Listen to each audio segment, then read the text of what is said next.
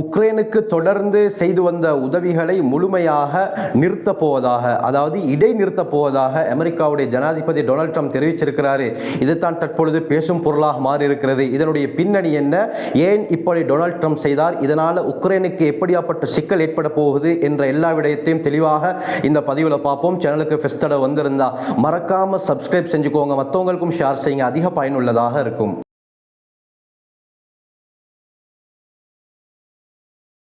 நேர்கள் அனைவருக்கும் அஸ்ஸலாமு அலைக்கும் வரஹ்மத்துல்லாஹி வபரகாத்துஹு. இறைவனுடைய சாந்தியும் சமாதானமும் என்றென்றும் நம் அனைவர் மீதும் உண்டாவதாக. அமெரிக்கா தற்பொழுது ஒரு அறிவிப்பை விட்டிருக்கிறார்கள். அது என்னன்னு சொன்னால், உக்ரைனுக்கு நாங்கள் செய்து வந்த முழு உதவியையும் இடைநிறுத்தப் போகிறோம் என்று சொல்லி அமெரிக்காவுடைய ஜனாதிபதி டொனால்ட் ட்ரம்ப் அவர்கள் தெரிவித்திருக்கிறார்கள். தற்பொழுது அந்த உதவிகள் இடைநிறுத்தப்பட்டிருக்கிறது. இதற்கு என்ன காரணம் என்று பார்த்தால் எங்களுக்கு தெரியும். கடந்த வெள்ளிக்கிழமை அமெரிக்காவுடைய வாஷிங்டனில் இருக்கக்கூடிய ஒயிட் ஹவுஸ்ல, ஓவல் ஆஃபீஸில் அமெரிக்காவுடைய ஜனாதிபதி டொனால்ட் ட்ரம்ப்புக்கும் உக்ரைன் ஜனாதிபதி ஜெலன்ஸ்கிக்கும் இடையில் ஏற்பட்ட அந்த பேச்சுவார்த்தை அது சர்ச்சையாக மாறி, அது விவாதமாக மாறி, அந்த பேச்சுவார்த்தை முழுமையடைவதற்கு முன்னால் வெள்ளை மாளிகையை விட்டு ஜெலன்ஸ்கி வெளியேற்றப்பட்டார். இந்த விடயத்தை எல்லாம் நாங்கள் தெளிவாக பேசியிருந்தோம். அந்த முழு விவாதத்தில் என்ன நடந்தது, அந்த பிரஸ் மீட்டிங்கில் என்ன நடந்தது என்ற விடயத்தை அறியாதவர்கள் அதனுடைய லிங்கை நான் கீழே டிஸ்கிரிப்ஷன் பாக்ஸில் தருகிறேன். அதை பற்றி நான் தெளிவாக பேசியிருக்கிறேன். பார்க்காதவர்கள் அதை பார்த்துக் கொள்ளுங்கள்.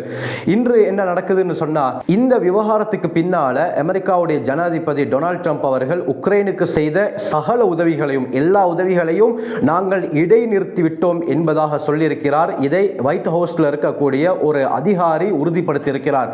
அந்த அதிகாரி என்ன சொல்றாருன்னு பார்த்தா, எங்களுக்கு அமைதித்தான் நோக்கம் என்பதாக டொனால்ட் ட்ரம்ப் அவர்கள் தெளிவாக கூறியிருக்கிறார். இதே போல எங்களுடைய நட்பு நாடுகளுடனும் இதே நோக்கத்தோடு, இதே அமைதியோடு இருப்பதைத்தான் நாங்கள் விரும்புகிறோம் என்பதாக ஜனாதிபதி டொனால்ட் ட்ரம்ப் அவர்கள் சொல்லியிருப்பதாக அந்த ஒயிட் ஹவுஸ்ல இருக்கக்கூடிய ஒரு அதிகாரி கூறியிருக்கிறார். இந்த வெள்ளிக்கிழமை ஒயிட் ஹவுஸ் விவகாரத்துக்கு பின்னால ஃபாக்ஸ் நியூஸுக்கு பேட்டி அளித்த அமெரிக்காவுடைய பிரதி அதிபர், துணை அதிபர் ஜேடி வான்ஸ் என்ன சொல்லியிருக்கிறார் என்று சொன்னால், நாங்கள் உக்ரைனுக்கு உதவி செய்ய தயாராக இருக்கிறோம். ஜெலன்ஸ்கி அவர்கள் பேச்சுவார்த்தைக்கு தயாராக இருந்தால் அமெரிக்காவுடைய கதவுகள் அவருக்கு திறந்திருக்கிறது. டொனால்ட் ட்ரம்ப் அவர்களுடைய நிர்வாகம் அவர்களுக்கு உதவி செய்ய தயாராக இருப்பதாக அவர் அந்த பேட்டியில் சொல்லியிருக்கிறார். அமெரிக்கா தற்பொழுது சொல்லியிருக்கக்கூடிய இந்த அறிவிப்பு, அதாவது உக்ரைனுக்கு எங்களுடைய முழு உதவியையும் இடைநிறுத்த போகிறோம் என்று சொல்லி உதவியை நிறுத்தியிருப்பது உக்ரைனுக்கு பெரும் ஒரு சிக்கல் ஏற்படுத்தியிருக்கிறது. காரணம் என்னன்னு சொன்னால், அமெரிக்கா தான் அதிகமான உதவிகளை உக்ரைன் ராணுவத்துக்கு செய்திருக்கிறார்கள். கிட்டத்தட்ட 350 பில்லியன் அமெரிக்கன் டாலர் பெறுமதியான பல உதவிகள், அது ராணுவ உதவியாக இருக்கலாம், ஆள் பலமாக இருக்கலாம், நிறைய உதவிகளை செய்திருக்கிறார்கள்.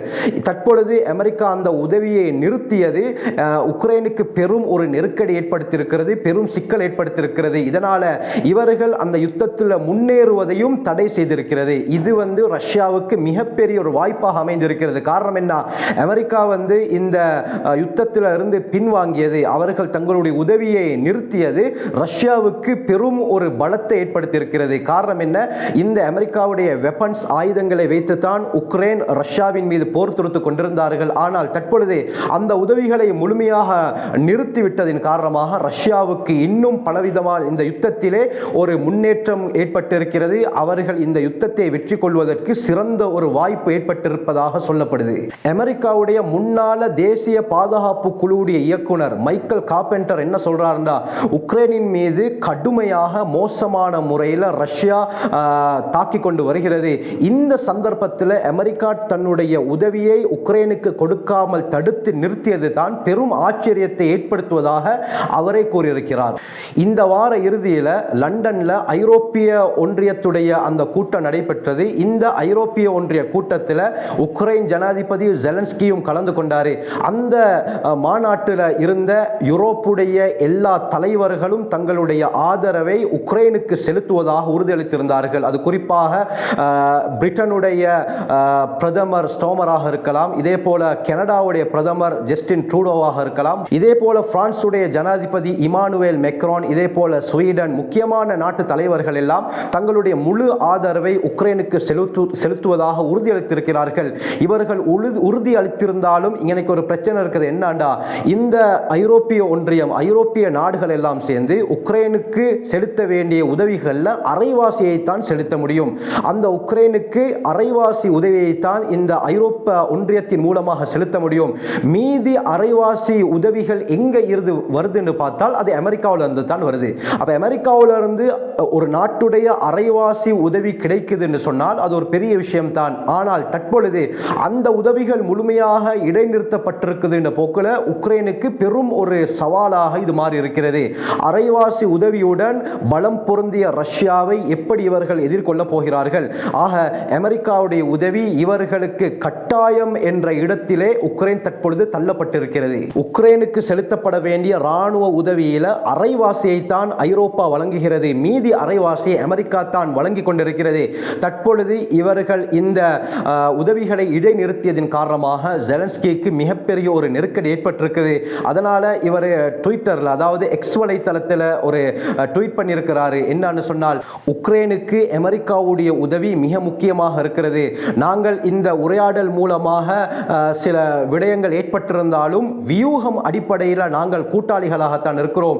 உக்ரைனுக்கு அமெரிக்கா கட்டாயம் உதவி செய்ய வேண்டும் என்பதாக அந்த ஒயிட் ஹவுஸ்ல நடந்த அந்த பேச்சுவார்த்தைக்கு பின்னால ஜெலன்ஸ்கி தன்னுடைய எக்ஸ் வலைத்தளத்தில் ட்வீட் பண்ணியிருக்கிறாரு. இப்ப எங்க உள்ளத்துல ஒரு கேள்வி எழும்பலாம். உக்ரைனுடைய அரைவாசி உதவியை எதற்காக வேண்டி அமெரிக்கா பொறுப்பெடுத்திருக்குது? அரைவாசி உதவிகளை அமெரிக்கா செய்யறதுக்கு என்ன காரணம்? கிட்டத்தட்ட இதுவரைக்கும் 350 பில்லியன் அமெரிக்கன் டாலர்ஸ் உதவிகளை அமெரிக்கா உக்ரைனுக்கு செய்திருக்கிறது. ஒரு நாடு இப்படி சும்மா உக்ரைனுக்கு உதவி செய்ய முடியுமா? இன்னொரு நாட்டுக்கு உதவி செய்ய முடியுமா?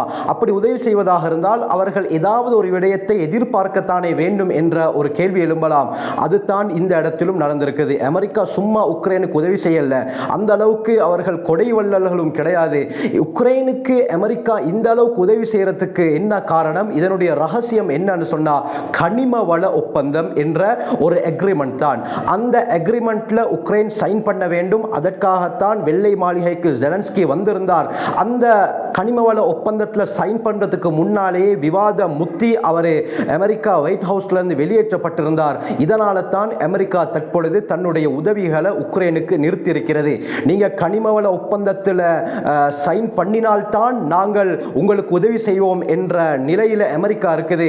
இதனால ஜெலன்ஸ்கி இதே போல உக்ரைனுடைய நிலைமையும் மோசமாக இருக்குது. கனிமவள ஒப்பந்தம் என்று சொன்னால் உக்ரைன்ல அதிகமான கனிம வளங்கள் இருக்குது. இந்த ஒப்பந்தம் என்னன்னு சொன்னால், நாங்கள் உங்களுக்கு உதவி செய்தால் உக்ரைனுடைய கனிம வளங்கள்ல எங்களுக்கும் பங்கு இருக்குது என்ற ஒரு அக்ரிமெண்ட் தான் இது. இதுல ஜெலன்ஸ்கி சைன் பண்ணிட்டாருன்னு சொன்னால் உக்ரைன்ல இருக்கக்கூடிய எல்லா கனிம வளங்களையும் அமெரிக்கா டேக் ஓவர் செய்துவிடும். உக்ரைன்ல கனிம வளங்கள் இருந்தாலும் அவர்களுக்கு இதற்கு பின்னால அது சொந்தம் கிடையாது. அமெரிக்காவுக்கு தான் அந்த எல்லா வளங்களும் சொந்தம். இந்த வளம் எங்களுக்கு வேண்டும், அப்படியே தந்தால் உங்களுக்கு நாங்கள் உதவி செய்கிறோம் என்ற அக்ரிமெண்ட் அடிப்படையில் தான் உதவிகள் நடந்து கொண்டிருக்குது. இப்ப அந்த அக்ரிமெண்ட் சுமூகமான நிலைமைக்கு வரப்போக்குள்ள தான் இந்த பேச்சுவார்த்தை முத்தி விவாதமாக மாறி அக்ரிமெண்ட்ல சைன் பண்றதுக்கு முன்னாலேயே ஜெலன்ஸ்கி வெளியேற்றப்பட்டாரே.